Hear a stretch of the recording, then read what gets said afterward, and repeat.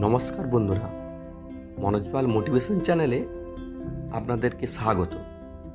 কুরুক্ষেত্রের যুদ্ধে অর্জুনকে গীতার উপদেশ দিয়েছিলেন কৃষ্ণ। সেই উপদেশগুলি আজকের যুগেও প্রাসঙ্গিক এবং উপযোগী। শ্রীমদ্ ভগবদ্গীতার কিছু জ্ঞান যদি কোনো ব্যক্তি নিজের জীবনে আত্মসাৎ করে নিতে পারে, তাহলে সেই ব্যক্তি সমস্ত কষ্ট থেকে মুক্তির পথ খুঁজে পাবে।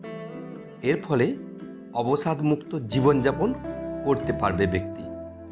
এখানে এমন 10টি উপদেশ সম্পর্কে জানানো রইল, যা প্রত্যেক ব্যক্তিকে জীবনে মেনে চলা উচিত। অতীত এবং ভবিষ্যতের চিন্তা করা উচিত নয়, কারণ যা হওয়ার তাই হবে। যা হয় ভালোর জন্যই হয়।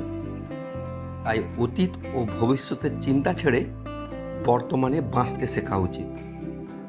নাম, পদ, প্রতিষ্ঠা, ধর্ম, স্ত্রী ও পুরুষ আমরা নই। এই শরীরও আমাদের নয়। অগ্নি, জলবায়ু, পৃথিবী, আকাশ দিয়ে এই শরীর নির্মিত। অবশেষে এই পঞ্চভূতেই বিলীন হবে। কিন্তু আত্মা স্থির। আমরা আত্মা। আত্মা কখনো মরে না। আত্মার জন্ম বা মৃত্যু হয় না। আত্মাভাবে থাকাই মুক্তি। পরিবর্তন সংসারের নিয়ম।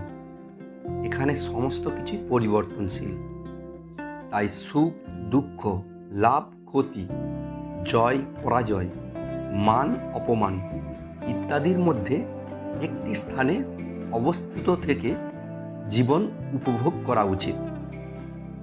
নিজের রাগ নিয়ন্ত্রণে রাখুন। রাগের ফলে ভ্রম সৃষ্টি হয়। এই ভ্রম বুদ্ধিকে বিচলিত করে তোলে। এর ফলে বুদ্ধি নাশ হয়। ব্যক্তি পতনের দিকে অগ্রসর হতে শুরু করে। রাগ, কামবাসনা ও ভয় এগুলি আমাদের শত্রু। নিজেকে ঈশ্বরের চরণে নিবেদন করে দাও। ঈশ্বর আমাদের রক্ষা করবেন এবং আমরা দুঃখ, ভয়, চিন্তা, শোক ও বন্ধন থেকে মুক্ত হতে পারব। নিজের দৃষ্টিকোণ শুদ্ধ রাখতে হবে। জ্ঞান ও কর্মকে একরূপে দেখতে হবে। এর ফলে আমাদের দৃষ্টিকোণে পরিবর্তন আসবে। অশান্ত মনকে শান্ত করার জন্য অভ্যাস ও বৈরাগ্যকে নিজের মনে পাকাপোক্ত স্থান দিন। না হলে অনিয়ন্ত্রিত মন আমাদের শত্রুতে পরিণত হবে।